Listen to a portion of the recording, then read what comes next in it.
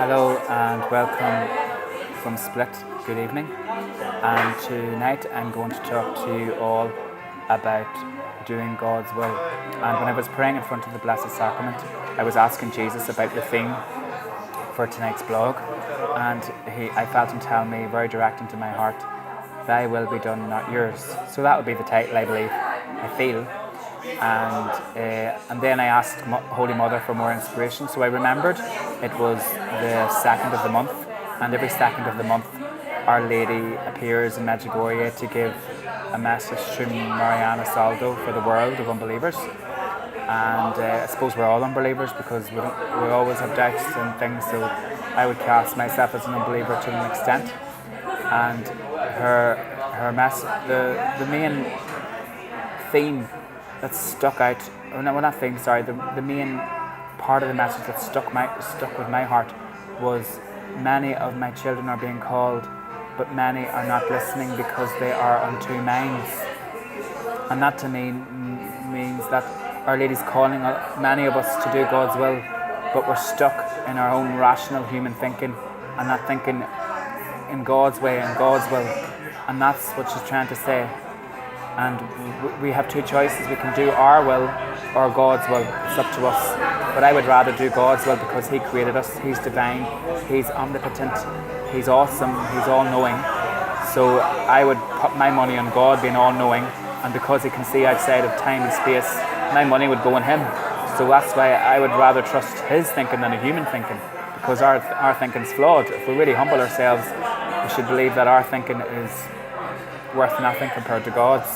So that's the way I've been trained by Him, by my mother, and by Jesus to live. And it's hard. It's got its trials, it's got its ups, it's got its downs. And we have taken in Tony, who is suffering with transgender issues. He suffers from depression. He's a recovering drug addict. He was addicted to marijuana, but he's off it now nearly over 2 weeks, thanks to prayer, communion, mass, adoration, confession, all the sacraments. So he's living a sacramental life, which is recommended by the church, and which myself and Michael would highly recommend, because it's the church teaching, it's the true church teaching, and it's the foundation and basis to a journey of grace and a journey of reconciliation with God. So we were faced with adversity and difficulty from day one with Tony, because he would be extremely vulnerable. He was extremely distressed, extremely anxious. He was self-harming, he was suicidal, you name it, he had it, the poor thing. And he had a hatred for priests, hatred for God, anger at God because of the way the church has treated people like him in the past. So he was afraid to set foot even inside a church.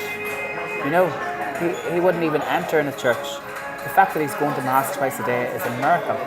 You know, and that's just the background information on Tony, because me and Michael feel guided by the Holy Spirit and God to take Tony into our heart, into our home, and give him deliverance from evil spirits, which Michael has a charism for. I do to a degree, but Michael is much more experienced in that field. I'm only learning, so I wouldn't. Demons are very dangerous if you're not experienced with them. So Michael has 12 years experience in that field, and he's very, very prayerful, and it's an amazing gift he has. I've seen it in action, and he's a blessing to us all. God created a beautiful soul, Bogafala, and he also is very familiar with the field of inner healing, which the Catholic Church doesn't really know much about. I never heard of inner healing until I met Michael. That's another well-kept secret. Oh, Satan wouldn't like that cat out of the bag, because if the Catholic Church got hold of the Holy Spirit, inner healing and deliverance, we would be on fire. And so that's a thing I'm learning and gaining a lot from. And also, we've given him the gift of love. And that's a gift that comes from the Holy Spirit. And when you give a soul like Tony love, support, prayer, the sacraments, deliverance, talk about inner healing, getting him to talk about his suicide issues, talking them all out.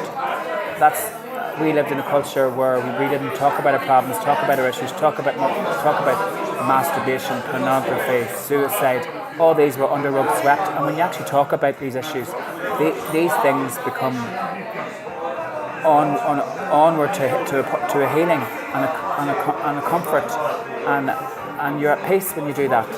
And then when you open up, your wounds get opened up, and then Jesus can start healing them, and that's what happens. That's what I've seen happening with Tony.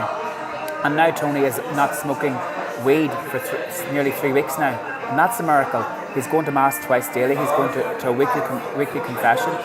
He is full of joy, full of peace. He's thirsty to know about God. He's thirsty to know about spirituality, and that's because God has used Michael and myself to be that beacon of light, to go down to that soul's level and meet them where they're at. And God gave us the opportunity to do that, and through that opportunity we have seen Tony prosper as a fruit. And I am so honoured by God that He chose me and Michael to look after that child, that special child of God's, who has been treated harshly by the church and by society.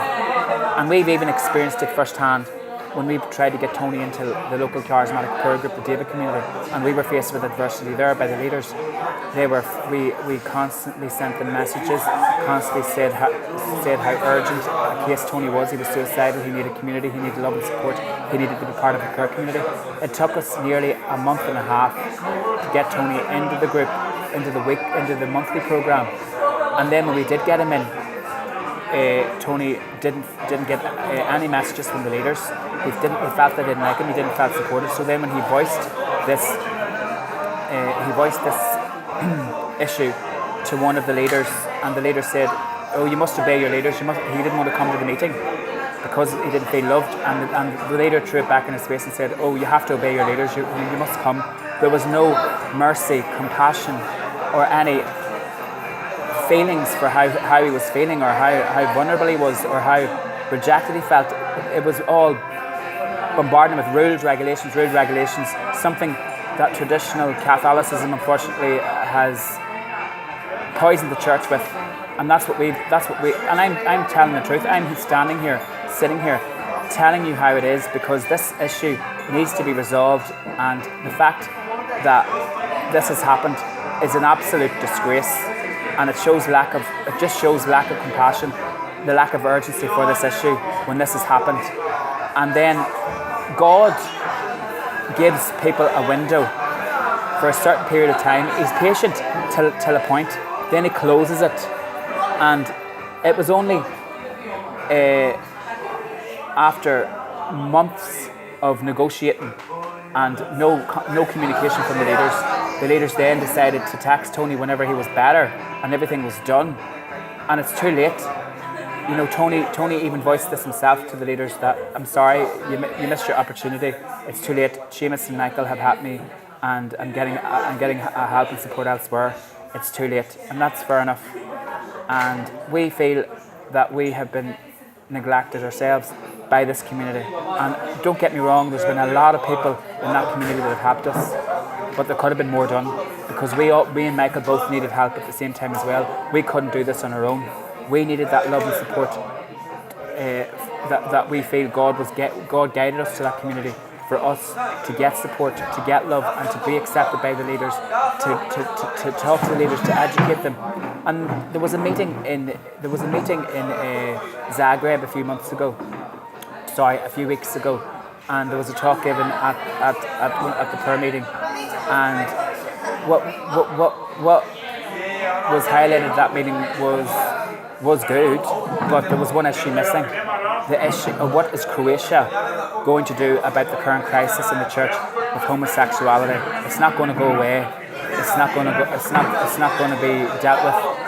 God is asking the leaders in prayer communities. He's using us to educate these people, and these people have turned their backs, and there's a price to pay for that, because these souls aren't going to go away. This problem is going to get bigger, and the more that something's done about it, the better, and the more healing, the more conversions there'll be.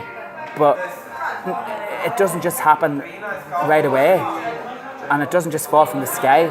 People have to meet God halfway, and they have to pray. They have to open their hearts. Our Lady just doesn't go and sort everything out. You have to meet God halfway. You have to step forward. We're in a war. You don't just hide under Our Lady's mantle and wait for her to do all the work. You have to step forward and do the work too. That's what a soldier does. That's what a Christian does. The apostles ran away from Jesus whenever he was getting crucified, when the going was getting tough. I won't run away from Tony. I could have. I didn't. I faced this head on. And the fact that we had to flee our home last night because this home was attached to members of the David community, and because of this disagreement, we didn't want to be held to a tie to that building. So we prayed, and we were guided last night to leave the home that we felt comfortable in. But after all this happened, after these arguments and after these issues, we couldn't go back because it was an unhealthy tie, because things got so bad, the fruit rotted. God waited, the train came, you didn't get on it. So we were guided by the Holy Spirit, by God, by prayer, to do something that wasn't rational. We didn't know we were going to leave last night. We woke up yesterday morning normal. But when God is angry and God isn't happy with something, he will use his messengers to get a point across. And if people can't see that we were hard done by, that we were treated irrespectfully and with lack of charity, God will be just. God will be just, and he's using us to prove his point by getting us out of there, for showing us that he's our God, he's our Father, and he doesn't want us hurt anymore or suffering unnecessarily. So I'm addressing this issue, telling the truth, telling you how it is, because God's on our side, and I'm not ashamed to speak out and tell the truth, because this issue isn't going away. And I hope the people that are listening to this from Croatia will take stock and let this not happen to any soul again before it's too late, before there's a suicide on their hands or a lost soul. So I leave this with you to digest, and you can make up your mind yourself. Bogufala.